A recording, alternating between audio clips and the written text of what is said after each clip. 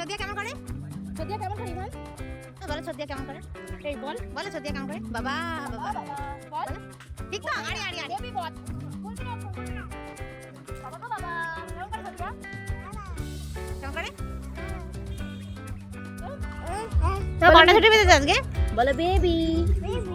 Baby. মিমি baby. মিমি baby. আজ তুমি বিকেলে কি ফ্রুটস খেয়েছো? বলো। কি খেয়েছো? কি খেয়েছো? ডাব।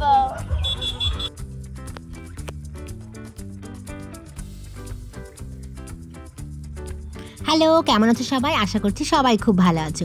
আমিও খুব ভালো আছি। আমি আমার চ্যানেলে ছোট্ট ছোট্ট মুহূর্তগুলো তোমাদের সঙ্গে শেয়ার করি। তো আমি তো জানোই গ্রামের বাড়ি গিয়েছিলাম, তো সেখানকারই কিছু মুহূর্ত ব্লগের মাধ্যমে তোমাদের সামনে তুলে ধরছি।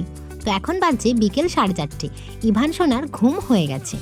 তো ইভান সোনার ঘুম হয়ে যাওয়া মানে আর কাউকেই ও শুতে দেবে না। তো আমি টায়ার্ড থাকা সত্ত্বেও আমরা সবাই মিলে ওকে নিয়ে একটু বাইরে বেরিয়েছি।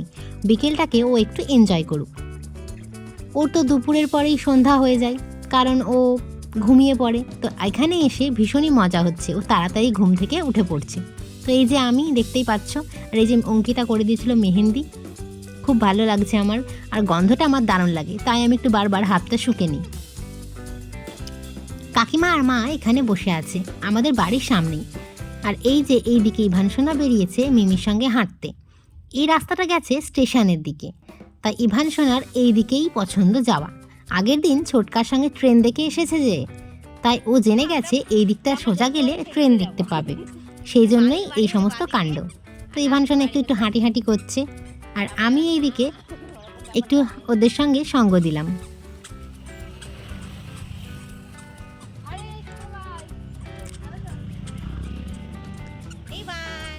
হাঁটতে হাঁটতে গোলুকে বলছিলাম যে আমি ছোটবেলায় ভাবতাম যে বাঁ দিকের বাড়ি হলে বাঁ দিক দিয়ে যেতে হয় রাস্তার, আর ডান দিকে বাড়ি হলে ডান দিক দিয়ে যেতে হয়। কি বোকা বোকা কথা, তাই না? আর এই যে আমরা একটু খুনসুটি করে নিচ্ছি। রাস্তা দিয়ে দেখতে দেখতে একটা জিনিস দেখতে পেলাম, দাঁড়াও তোমাদের দেখাই। এই যে দেখো, এটা হলো সন্ধ্যামণি ফুল। তোমরা কি নামে জানো আমি জানি না, তবে আমাদের গ্রামে বা আমি জেনে এসেছি এটাকে সন্ধ্যামণি ফুল হিসেবেই। দারুণ কালারগুলো। আর এই দিকে ইভান সোনা খেলছে ঝাঁঝরি দিয়ে ব্যাডমিন্টনের মতো। ওকে ব্যাডমিন্টন দেওয়া হয়েছিল, কিন্তু ওর এটাই বেশি পছন্দ। আর এই যে খেলতে খেলতে আমার ছানা জল খেতে ভুলে যায়, আর আমি জল নিয়ে ওর পিছন পিছন দৌড়চ্ছি। এখানে খোলা উঠোন পেয়ে ওর যে কি মজা হয়েছে সে কি বলবো।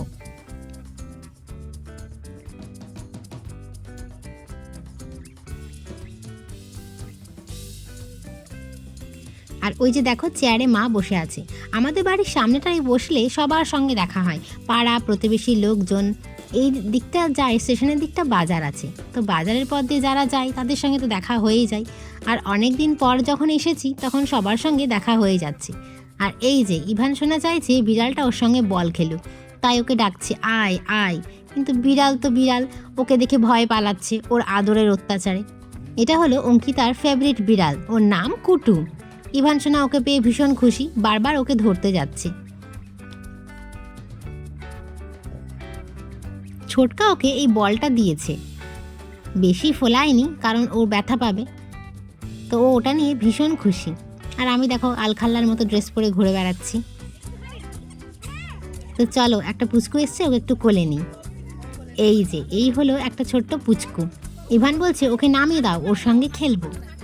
ও কি আর জানে যে ও ছোট্ট পুচকু। আর মাম্মা কোলে নিয়েছে বলে একটু একটু মন খারাপও হচ্ছে। তো আমি বললাম ও তো ছোট্ট বেবি, তো ও নামতে পারে না, তো ভাই খেলতে পারবে না ভেবে ওর একটু দুঃখও হচ্ছে।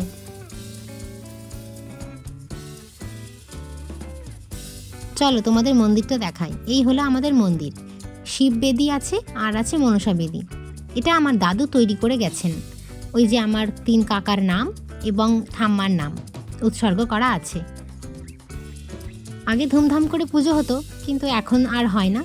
আগে একাদশী পঞ্চমী এগুলো সমস্তই হতো। তো এই হচ্ছে আমাদের পুজোর স্থান। ভাদ্র মাসে সংক্রান্তিতে আমাদের পুজো হয়। আর এই যে পুচকুটা খুবই শান্ত।